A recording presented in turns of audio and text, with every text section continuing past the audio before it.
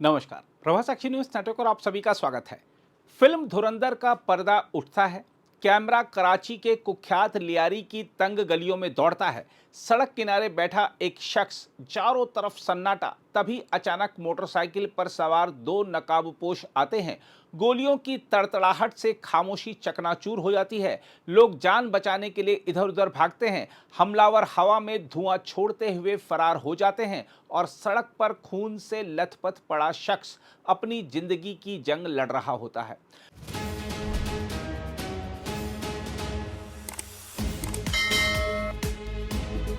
फर्क सिर्फ इतना है कि यह किसी फिल्म का दृश्य नहीं, बल्कि पाकिस्तान के सबसे बदनाम गैंगस्टर परिवारों में से एक की असल कहानी है, जिसने एक बार फिर लियारी की खूनी विरासत को सुर्खियों में ला दिया है।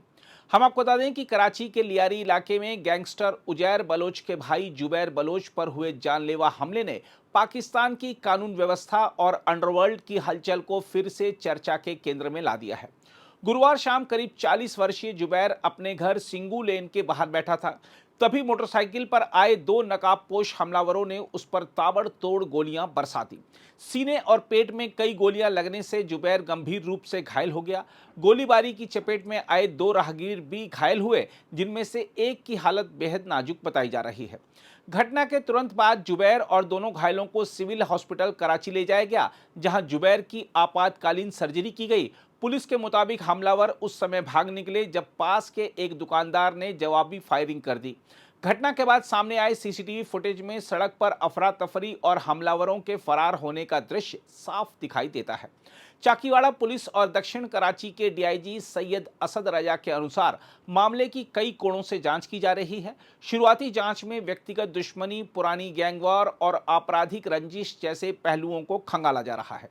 जांच एजेंसियां यह भी पता लगाने की कोशिश कर रही हैं कि क्या यह हमला जुबैर के पुराने आपराधिक इतिहास से जुड़ा है या किसी नए विवाद का नतीजा है। हम आपको बता दें कि जुबैर बलोच का आपराधिक रिकॉर्ड भी कम चर्चित नहीं रहा है। वर्ष 2012 में उसे 7 आपराधिक मामलों में गिरफ्तार किया गया था।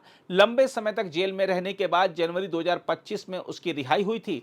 पुलिस अब यह जांच कर रही है कि जेल से बाहर आने के बाद उसकी गतिविधियां किन लोगों के निशाने पर आ गई थी। दूसरी ओर इस हमले ने एक बार फिर पाकिस्तान के कुख्यात गैंगस्टर उजैर बलोच की यादें ताजा कर दी हैं। उजैर वही शख्स है जिसने अपने चचेरे भाई और लियारी के खूंखार डॉन रहमान डकैत की 2009 में पुलिस मुठभेड़ में मौत के बाद पूरे गैंग की कमान संभाल ली थी। उसके नेतृत्व में लियारी लंबे समय तक खून खराबे, रंगदारी, ड्रग तस्करी और राजनीतिक संरक्षण के दम पर चलने वाले संगठित अपराध का सबसे बड़ा अड्डा बना रहा।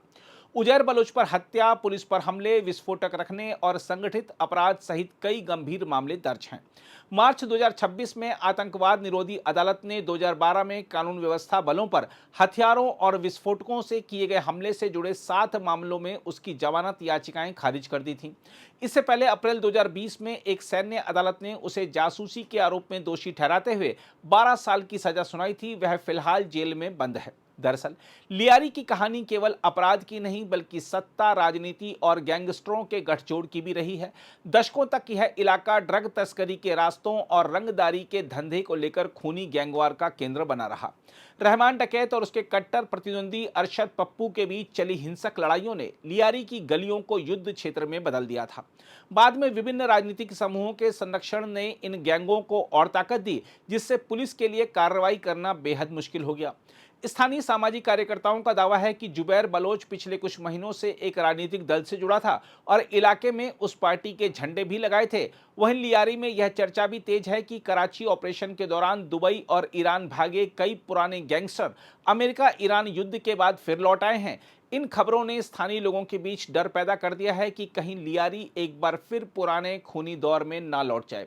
फिलहाल पुलिस हमलावरों की तलाश में छापेमारी कर रही है, लेकिन जुबैर बलोच पर हुआ यह हमला सिर्फ एक व्यक्ति पर हमला नहीं माना जा रहा। यह उस लियारी की दहशत भरी यादों को फिर जिंदा कर रहा है, जिसने कभी पाकिस्तान के सबसे खूनी गैंगवार का चेहरा देखा था। सबसे बड़ा सवाल यही है कि क्या यह सिर्फ व्यक्तिगत दुश्मनी का मामला है या फिर लियारी में अंडरवर्ल्ड का वह खौफनाक अध्याय दोबारा खुलने वाला है, जिसकी गूंज आज भी कराची की तंग गलियों में सुनाई देती है।